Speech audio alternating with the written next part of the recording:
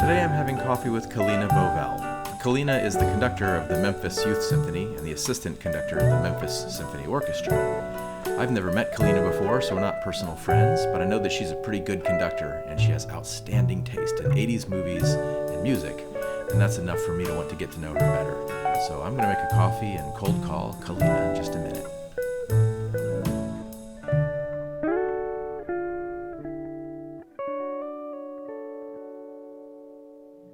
Good morning, Kalena. How are you? Oh, hey, I'm doing all right. How's everything going?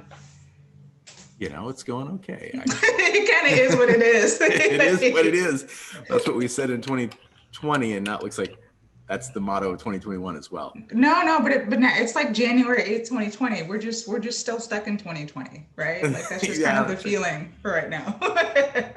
Well, good morning and cheers to that. Cheers. I'm a notorious espresso nut.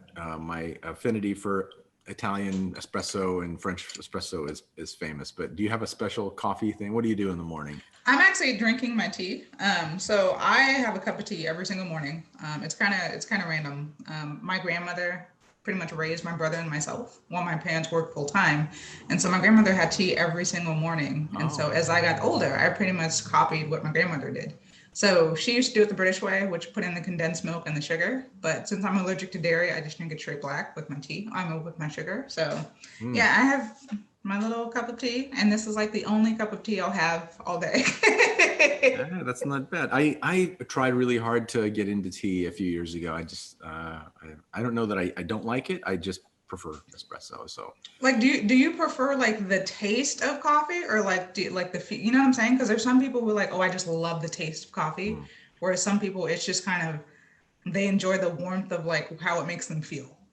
All of those things and more things. Now I also like the ritual of making it, and because espresso is a little bit, it's not hard to make, but there's a few steps in it, and it has to be done in a certain way, and you get good at it, and so it's a little bit like Zen-like for me.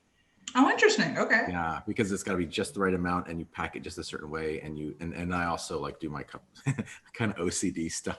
No, I used to work at a coffee shop. Like they don't have them out here, but I used to work at a Coffee Bean and Tea Leaf back in California. So learned all about coffee, and like one of my friends is totally into coffee. But I would have coffee maybe once or twice a week, and for me, it's just about the feeling of drinking coffee as opposed to the flavor of it. Because it's almost like I like my coffee with a splash of milk. You know what I'm saying? It's like more milk than coffee. Okay. Yeah. Well, I drink it sounds like I drink my coffee the way you drink your tea. I just put sugar in it. That's enough for me. But anyway, I had my first espresso, after grad school. I happened to be in France studying for the summer, doing one of those. Oh, wow. Okay, cool. And so my whole life up until I was 26 or whatever, I'd had coffee in America, but I didn't like it. And then this guy took me to a French cafe, and I said, "Oh, I'll just have like a orange juice." And he was like, "No, you're nuts." I tried it. I fell in love. I've had an espresso every day since then, and now it's like a thing. So. I feel like the European coffee is like totally different compared to American, because I did a workshop in Ukraine, I think it was 2 summers ago. Oh, it was with Ratcliffe and... Yeah, the ICWF. And, I was like, oh, I need a coffee, but, over there they didn't have soy milk or almond milk. And so I was just drinking it black, and I was like, wow, this tastes amazing. And, over there I was like, I'm a real coffee drinker. And then I come back to the States and it's like, this doesn't taste anything like what I had. I know it's unfortunate, and people that have never had that experience, they just love coffee in America. Well, that's great, but I think, oh man, you got to try like a good coffee. Well, that's like people, no offense to those people, but like people who love Dunkin' Donuts, you're like, dude, let's be honest. You love sweetener because that's all Dunkin' Donuts is. You know what I'm saying? Yeah. I'm not throwing shade on those people. If they like it, they can have it. But whenever someone says Dunkin' Donuts or McDonald's has great coffee, I'm just like, oh my God. Well, we had a Dunkin's like for the first time when I was living in Connecticut, and I was rushing from like work to school. So I was like, oh, let me get a Dunkin's because it was on the way. And the woman at the drive-thru was like, oh, do you want some flavoring? I was like, no, I don't put flavoring in my coffee, right? And so I put the sugar, and I was like, oh my God, this is why she asked if I wanted flavoring. Like it was the most disgusting thing I'd ever tasted. And I threw it out like once I got in my car. I was like, I'm not drinking this. Like it was so bad. Well, But anyway, now you've got tea, right? Exactly. Now I have my tea. I have my Earl Grey, which is Yeah. kind Oh, I of. was going to ask. I was literally going to say, is it Earl Grey? Because I suspect you said British style, so or Hmm. English style. So Yeah, definitely Earl Grey, like in the morning. And then sometimes if I do fancy a tea in the afternoon, I'll go get a London Fog from like a coffee shop or like, tea shop or whatever, and that's uh, it. that's interesting. So do you Hmm. prefer why a coffee shop and not at home, for example? Just because you're out, or because you like the environment? Okay, so it's so weird. So because pandemic, I still need like my social time. So I'm a huge introvert, but just kind of going to a coffee shop for 5, 10 minutes and just being around people satisfies my social time for me. So Okay. it's kind of like a social time, social networking for Oh, you me. want to Yeah, be it's around people, you just don't want to talk to them. exactly like It's funny. Yeah. I'm glad you brought that up because I think more conductors than we know are introverts, but we have to be extroverted by the nature of our business. So I'm really extroverted, by the way. I love talking to people. I love being in crowds. I love going to parties. I love meeting new people. My wife, it drives her nuts because she's introverted. But hmm. what's it like to be an introvert and have to stand in front of 50, 80, 100 people and then have to give pre-concert talks and go to Well, I mean, it's like you said, reception? it's like you basically have to perform. You know what I'm saying? It's like I tell my friends, you basically have to turn on the personality. And when I am called to do that, I'm happy to do it. But then I go home and it's like, okay, I'm so exhausted because I've given 100% of myself, and now I just want to kind of crawl back into my hole and just hibernate. I see. But yeah, no, it's. I guess I say I'm the introverted extrovert. Like I'm very introverted, but I will become extroverted when I need to be. Hmm. But Well, I'm that person. Sorry to cut you off, but I'm that person who will go to a party and it's like, oh yeah, cool. And then 2 hours later, I'm like, all right, I'm gone because I've kind of hit my social limit and I just need to go home now. And my friends understand. They're like, oh, she's hit her wall. She's going home now. that is so funny. I'm always like, I have had to work on the opposite. I've had to work on my social skills to like not be so extroverted, like to not be the Really, last one at the party. really, okay. You probably don't know because you're introverted, but like True. if you go to a party and there's, I don't know, 25 people there, and then, at 2 in the morning, everyone's left and you're still there. And then the host is like, you can go. Like the party's over and you're like, but what, it's still talking and drinking or doing whatever you're doing. And so yeah, that also makes as soon as the first person leaves a party, my wife is like, let's go. See, and that's what I do. I'm just like, hey, so are we on the way out soon? No. Yeah, is it over? Can we go Like, now? And I'm like, we're at a party. Why do you always want to leave when you like spend the whole week getting ready for the party? You get there, immediately you want to leave. But that's the difference, I guess, in extroverts and introverts. well, I mean, But now, don't you miss like even as an introvert, don't you miss like being around a lot of people? And I know you're still working and you're still seeing people a lot, probably more than some others. So am I. But man, I miss like going to coffee shops and being around people. I do. It's like I do and I don't. What's interesting is when the pandemic started, nothing for me changed a whole lot. Because when Memphis Symphony was in full swing, I mean, I was pretty much still at home because I study from home, I work from home. And it's Uh-huh. like I said, I would go out to run errands to kind of fill my social quota, and then I would come back home and continue studying.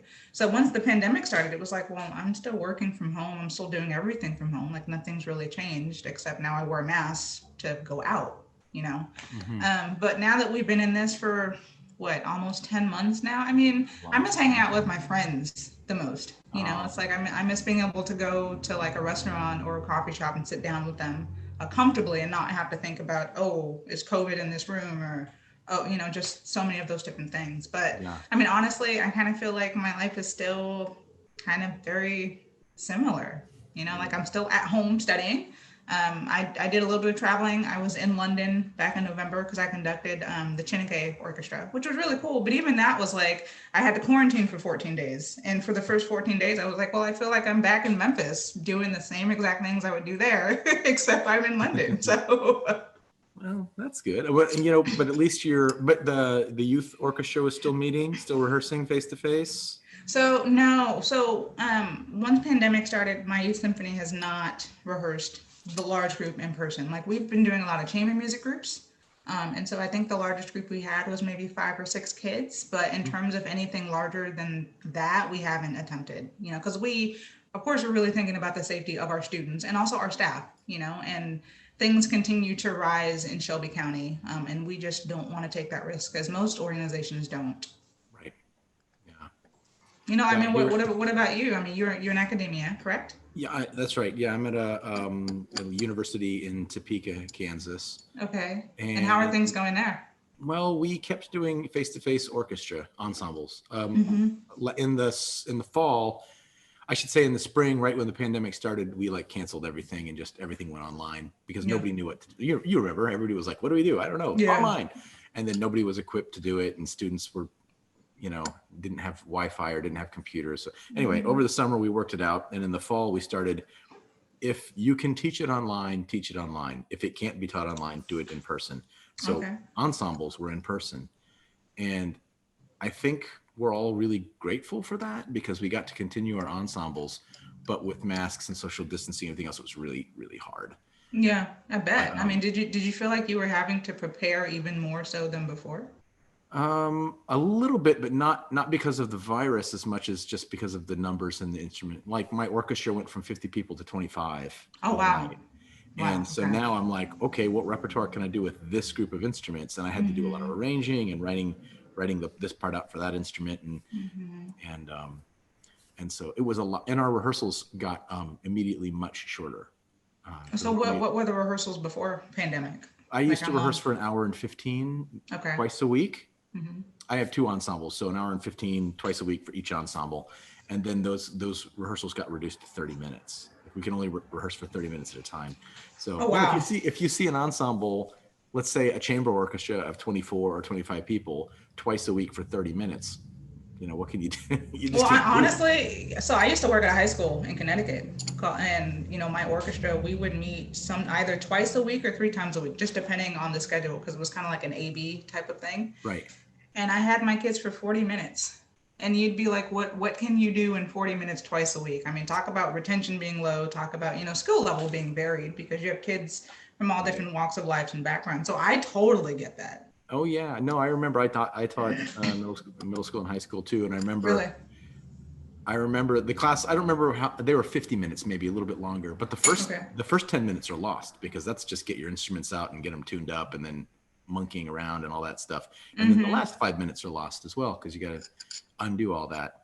So yeah, now I remember. Now I'm remembering back 10 years to like doing that stuff and thinking, oh yeah, that was horrible. I didn't know it then. And that's normal for school teachers, I think. I know, and that's the thing. I feel like the COVID and the pandemic has really forced everyone to think outside the box and to think of new possibilities. I mean, because let's be honest, Zoom wasn't a thing before 9 months ago. Yeah, that guy who bought a Zoom right before the pandemic started was pretty.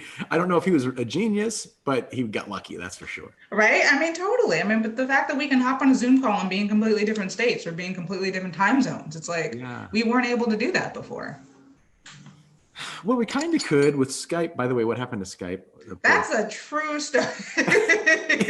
like poor Skype. They just didn't like somehow convert. They didn't make it happen.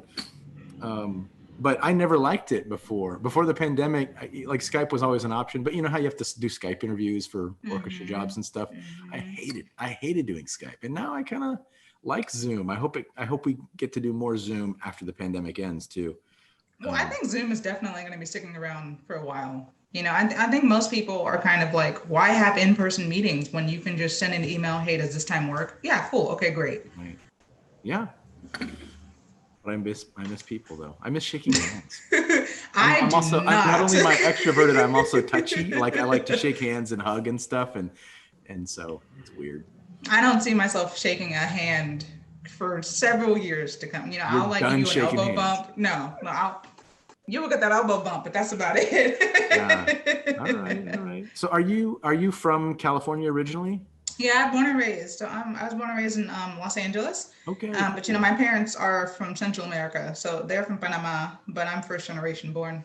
Oh, great. Wow. And I lived in LA for 6 years. So Oh, right I on. know, Where? well, I lived all over the West Side and in the Valley, and Okay. I moved around a little bit, but I went to grad school at UCLA. Oh, nice. Okay. So the first year I lived in LA, I lived in Westwood, and I could only I couldn't afford it 1 year even. I was like, okay, Well, I I got to mean, get out of yeah. Westwood. Yeah. So then I moved to the Valley. Yeah, Okay. and I lived up there for a bit, and then I met she's now my wife, but my girlfriend and I got really close, and we decided to move in, and we moved back to West LA down by like Pico and Mentone. I don't know if you know. Oh, yeah. Nice. Yeah. Right on. So wait, did you do conducting at UCLA? I did composition. Oh, I had no idea. So how did you eventually get into conducting? Well, in your master's at UCLA in the composition program, as a master's student, you're required to take conducting classes Okay. because the thought is like, you're a composer, no one's going to conduct your music. You better learn how to conduct it yourself. Yeah. And then really quickly, I discovered I was a better conductor than composer. I mean, everyone was like, wow, you're pretty good at this. You should stop composing. Oh, man. Oh. Yeah, maybe not that bluntly, but years later I can look back and say like, oh, that's what happened to me at UCLA. My dream changed from composition to conducting. But it's fine. I found my, in a weird way, I found my calling. Yeah. And I think that those skills that you learn, I know you took orchestration classes and all kinds of stuff like that, but those skills you learn studying composition are really good for you as a conductor, I think. And I have to say, orchestration was seriously the hardest class, one of the hardest classes I took in grad school. The second was score reading, but I just, with orchestration, it was, how do you make these voices fit? How do you work with this harmony? I mean, it was kind of this different concept for me because it was, my thing was, no, I look at the score and I make things happen. But then you're telling me to deconstruct the score and kind of now reconstruct it. It was like I couldn't do it. I mean, some assignments would take me 6 or 7 tries. Yeah, but now that you're good at it, especially now that you're practicing as a conductor, as a professional conductor, and it gets much easier. And now I almost wonder, because I struggled with transpositions. Okay. My first orchestration class was like senior year undergraduate. And I was like, these transitions don't make sense. I don't know why they have to be like that. Why do they even make instruments that don't play in C? Yeah. And this is stupid. And I'm never going to use this skill. And now, of course, we use it every day. All the time. Yeah. And it's just like that now. I mean, it's like I said, I was lucky because my score reading teacher was a Boulanger student. And so really? he taught us the ways that he learned when he was going to Juilliard, So by the end of my first semester of grad school, I could read all 7 clefs. I hated baritone clef, and I still say that very abruptly. Baritone clef should not have been invented. It's a crap clef, just saying. But I mean, I was able to read all 7 clefs. And then when I was teaching at the high school, and I had to teach music theory, my kids were able to read all 6 clefs. Because I refused to teach them baritone, but. Well, I mean, it's kind of a useless clef. I'm just saying, right? Yeah, no, the clef is sort of useless, but the skill of being is useful. Yeah, that's useful. Yeah, that's really useful. And it's like I said, we use it all the time. It's like you look at horn or clarinet in E flat, you're like, bam, soprano clef, let's go. Right. Yeah, that's funny. Or clarinet in A, E flat is bass clef. My apologies. Yeah, we got you. Yeah, exactly. Yeah, but that's how it happened. But I only lived I lived in LA for 6 years, and then I had an opportunity to go to Europe for a year, and then after that, she was my girlfriend at the time. She was living in LA, but while I lived in Germany, she moved to New York. Okay. So when I was done in Germany, I came back to New York instead of LA, and I always wondered if I should have gone back to LA. Yeah. Okay. Yeah, because I got, I was a master's student there, and I got my first teaching job there, and I was, assistant conducting a community orchestra, and I was starting to meet people, and then I left LA for a year, and if I'd gone back to LA, I wonder if my connections would have still been warm and if it would have led somewhere different. Instead, I went to New York and I met new people and went in a different direction, and it's fine. I mean, you at some point in your life, you look back, you can't have any regrets. You just go like, I'm here and I got here because I did these things. True, but I wonder if I'd gone back to LA where I'd be instead. And I don't know. Well, how did you like living in New York in comparison to LA? I mean, I know the two are very different places. Totally different vibes, but I didn't like New York at first, just because it's crazy, chaotic, and expensive. All the time. It depends on what, some people like cold weather or snow and stuff like that. But like for a year or two, I did not like New York. And I went there temporarily. I was like, Okay. I'm going to move when I finish in Germany. I'm going to move to New York to get together with Taylor. And then I'm going to convince her that we're going to move back to LA, or, we're going to do something different. But then I got a job, I got a teaching job, and I started conducting, and I had a per service professional orchestra in Queens. And then I started working at the Manhattan School of Music. And then, after a couple of years in New York, you can't help but love it. You have to love it. The level of the culture and, the number of orchestras that come through town at Carnegie Hall, and, I fell in love with it. Now I'm sad. I haven't lived there for 10 years. So now I'm sad.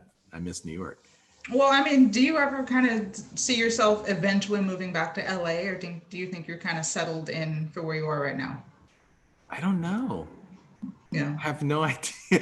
I mean, I have like a fantasy of where I'll be in 10 years, but we all sort of have a big ambitions. And of course, realistically, I don't know. I mean, I've found myself in academia and I really like it. So I think I'll be working in academia, but I don't know if I'll still be in Kansas. Yeah. No, I mean, totally makes sense. And like people have asked me if I've considered moving back home, and usually the quick answer is no. It's like my family is there, but I haven't lived in LA now for 9 years, so like LA in California just doesn't really feel like my home anymore. Now, whenever I go home, I just kind of feel like I'm the visitor, and then I leave. Gosh.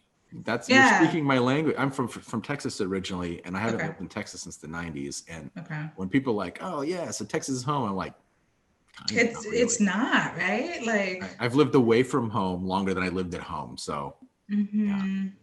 I mean, and I still have my friends there, and it's like I keep in touch with those friends, but I don't know. It's like I said, whenever I go home, it's like, yeah, this is nice. Okay, I'm ready to get back to my life now.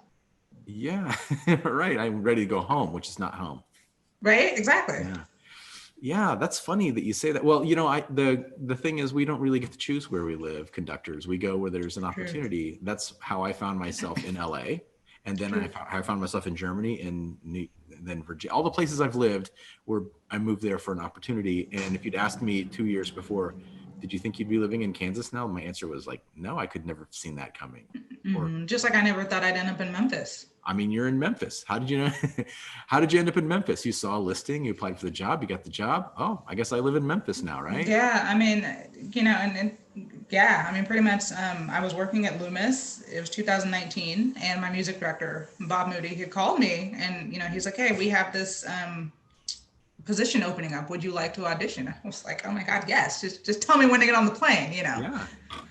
But it's so interesting because, like I said, I never thought I would end up in Memphis. I knew that I was eventually going to leave Connecticut because I was so over winters, and just that kind of like -2 degree. No, we're not about that, But it's like you said, I'm just kind of I think I like to say I'm just a slave to the music, and I go wherever it takes me. Right. Yeah. Well, you seem to be doing great work, so congratulations. Thank you. I know that I'm lucky, and I'm grateful for every opportunity, and I'm just going to keep working hard. And this is your second season in Memphis, or third? No, this is my second season. Yeah. Yeah, and so COVID pending, I'm going to have my concert debut in April. I'm super stoked about that. Oh, great. Like doing Mendelssohn 4, and then a piece by Doreen Carwithen called the Carwithen Piano Concerto for piano and strings. Like, it's a wicked awesome piece. So like, really? I'm super stoked. Yeah. Oh, I've never heard of it. I'll have to check it out.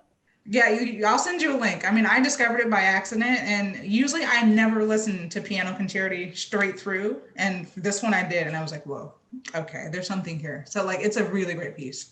Is she alive? Is it a very new piece? No, she passed away. I think it was back in 92, okay. If I'm not mistaken. But I think it was written in 1968, around there. I could be misquoting that. But her husband was William Alwyn. And so she pretty much gave up her career to support her husband's. And so when he passed away, she started the William Alwyn Foundation, and she started archiving his pieces.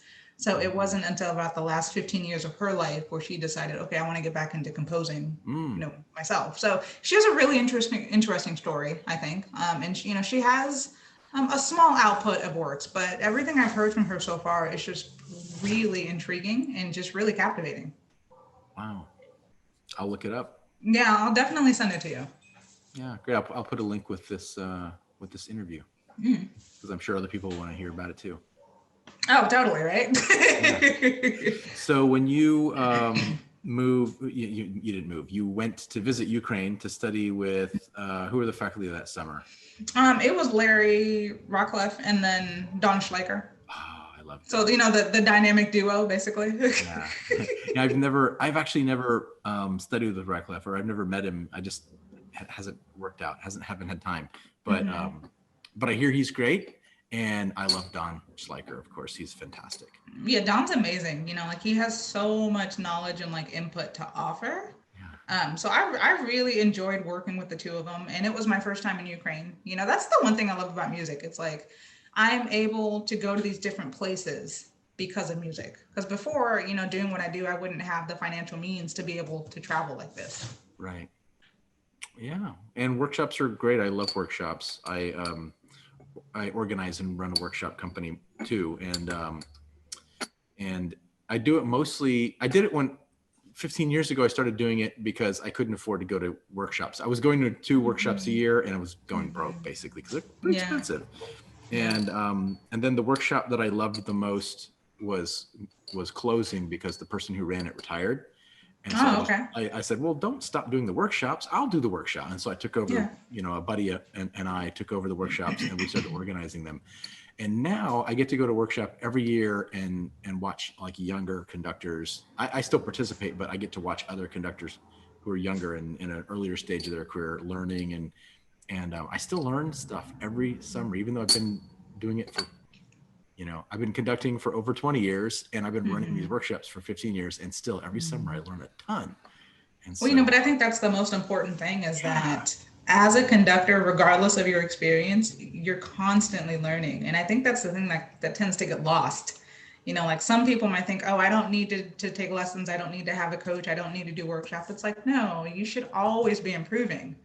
And that's which is why I had done a workshop every summer since 2010, with the exception of 2012 and 2019, because I was moving. 2012 I moved to Connecticut. 2019 I moved to Memphis. Right. But even now I'm just I'm always looking at ways to improve, whether it's a workshop or a coach or something, because it's so important for what we do. Yeah, absolutely. Yeah, and you're right. So many conductors, once they get their first job, they stop going to rehearsals and they stop going to workshops and they're like, I'm good. I got all the training I need and I got a job. And then, Yeah, it's we stopped watching our videos and we stopped it. I looked at the Chineke concert and I thought, okay, this was really good. But then I was analyzing, I could have done that better. I need work on this technique. Yeah. I'm always analyzing myself because in the end, it's how can we be even more helpful to the musicians?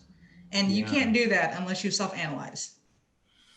Well, I should take my own advice and your advice because I'm sitting here saying no matter where you are in your career, you still need to do workshops, you still need to whatever. But I stopped recording rehearsals a while back. I still record most of my concerts, but sometimes I don't record my concerts either. Okay. And so, gotta keep doing it and keep inspecting yourself, right? Yeah, totally. Because you don't want to become stagnant, basically. Yeah. Hey, I'm curious about that. We all want to know about London and that opportunity, how that came about and how it went and all that stuff.